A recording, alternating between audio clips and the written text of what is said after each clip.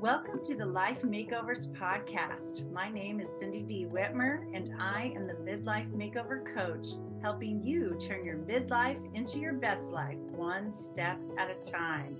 Through powerful conversations, my own midlife roller coaster story, and over 3 decades of helping people transform their lives through counseling and coaching, I am on a mission to help you create your own definition of success and happiness. Thank you for being here.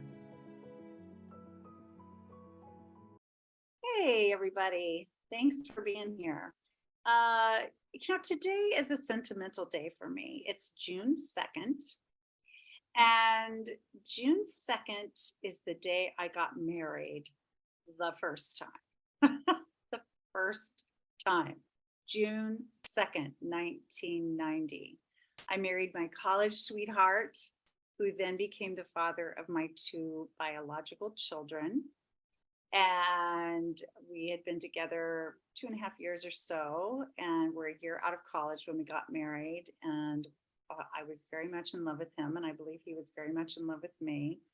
And we ended up married, about 22 years when I divorced him. But I was reflecting on that today because, it was my wedding day 33 years ago. And then I just got married the second time on May 6th of this year, 2023. So just a matter of weeks ago. And so much was different about these 2 experiences. So much. And, we've been talking about change this week and transformation. And I just want to tell you some stories about the differences. Why, you might ask? Well, because I want you to understand that, and hear it from me directly, that you can change anything you want in your life. That's up to you. You can change anything and make your experiences different in any way. So when I got married the first time, well, let's talk about getting married this time, the second time. Okay. So we got married in our front yard. Okay. In our front yard. And we invited only the people that we most wanted to invite, that were the closest people to us that we most wanted to invite, which meant we left out a lot of people. We left out a lot of people that we love, a lot of people that we delight in, and we left out other people who some of you would think we should feel obligated to invite to our wedding. And that's one of the differences, one of the changes that I want to share. So when I got married the first time, I felt like I was obligated to invite the people that I invited. And many of them I wanted to invite anyway. But here I was, a 23-year-old something. And we had a list of all the who we have to invite people. And it just felt so different this time to just make a list of who we most wanted to have with us. Now, we had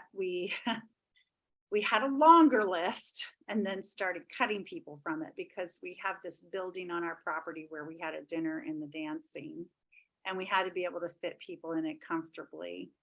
And so we had to get even pickier and pickier and pickier about the numbers of people that we invited to the event. But the point is that 33 years ago on this day, when I had a wedding, I felt a lot of obligation around it, a lot of obligation, like that was a driving force, was a feeling of obligation. And in this planning now, in midlife, in my 50s, it was based on a lot more choice.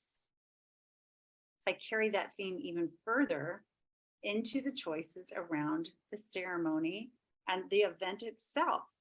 So back in 1990, when I got married, I got married in a church. I got married, a very traditional way.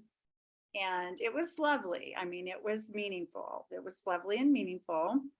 And, but it was very much based on what we thought we should do, like what everyone was doing, quote unquote, everyone was doing, or the way we were supposed to do it. And again, it was fine. It was absolutely fine.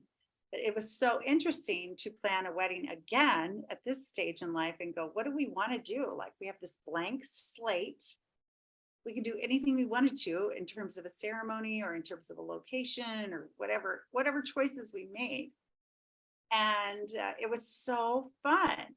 It was so fun to plan because we did literally everything the way we wanted to do it. Okay. And even the decision to get married was so much different for me back in 1990 than it was in 2023. So again, 1990, I was in love deeply with the man I married. And I wanted to get married. I wanted to be married and so forth. But it was interesting. I never questioned getting married. Like, I just thought, you grow up, you leave home, you go to college, or you go, whatever you do, you go to the military, you go to job. I went to college, and then you fall in love and you get married. Like, that's just what you do, like, quote unquote, what you do. And so it was just a natural progression of our relationship.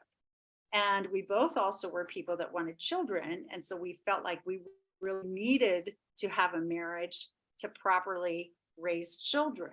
And there's nothing wrong with that belief system. And we both definitely believed that. But it's just interesting that we approached it from those beliefs that we had.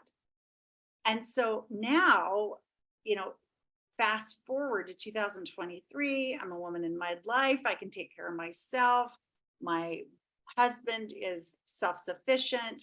He doesn't need a wife for any real reason. I don't need a husband for any real reason, but we just made a conscious choice to get married because we wanted to put that level of commitment into our relationship and into our life experience again, even though we both went through long marriages, difficult situations, and ended up in divorces.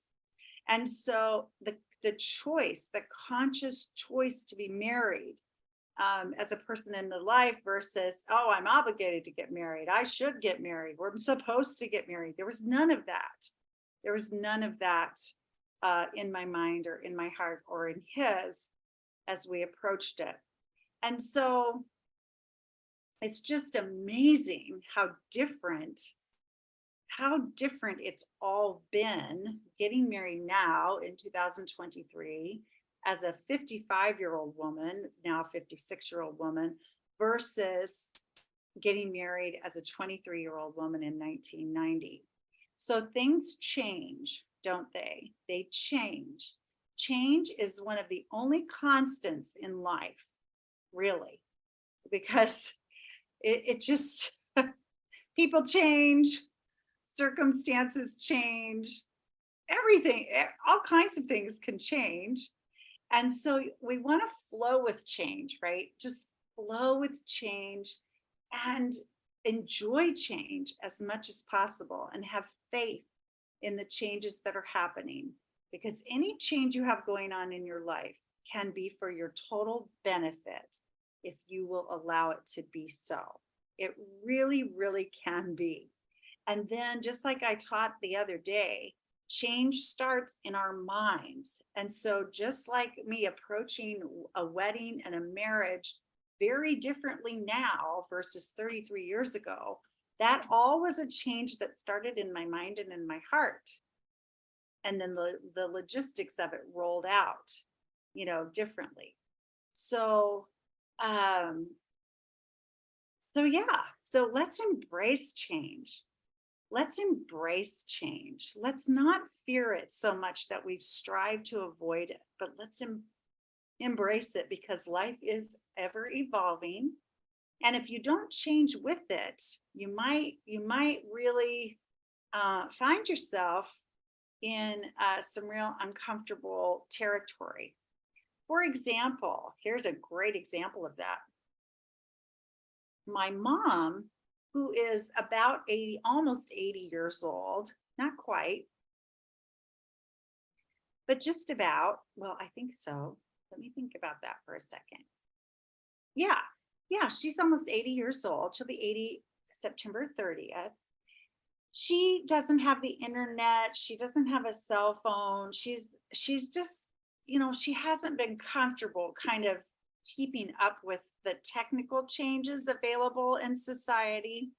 She's much more comfortable with her landline and I understand it. It can be very overwhelming, technological changes and everything, and electronics change constantly and everything. And she's remained where she's been for a long time because it just hasn't been her interest or her comfort level, I think. And so, but she just told me on the phone recently, she said, I can't even go to a movie. I can't even go to a movie, which is something she likes to do occasionally, because I don't have the internet. I can't get tickets ahead of time. I can't even look up. I can't even find out what's playing because I don't have the internet. And I said, yeah. She said, and everything's like that. And she said, I can't even pay cash in some of the places that I frequent because they don't even take cash anymore, which is another thing she likes to do. She prefers to pay with cash. She's not a credit card person. And so now the world is changing, right? It's really changed right before her eyes in her lifetime. And so she's having trouble even functioning in the world because she's not flowing with it, so to speak, by learning some of the new ways to do things. And so I can totally understand her resistance for sure. I can understand why it's overwhelming or intimidating and so forth. But it's a good metaphor for all of us to remember that, change is a part of life in all areas of life. And the more we resist it, the worse our life experience will be. So if we can get into the flow of change and find our way, to navigate the best that we can, embrace it a little more, and really check our thoughts around it and see how those are helping or harming our process of change, then we will be happier, healthier people. I promise. Thank you so much for listening to the Life Makeovers podcast. Please like, subscribe, and share this podcast with those that you think would also benefit from what we're doing here. And I will talk to you again soon.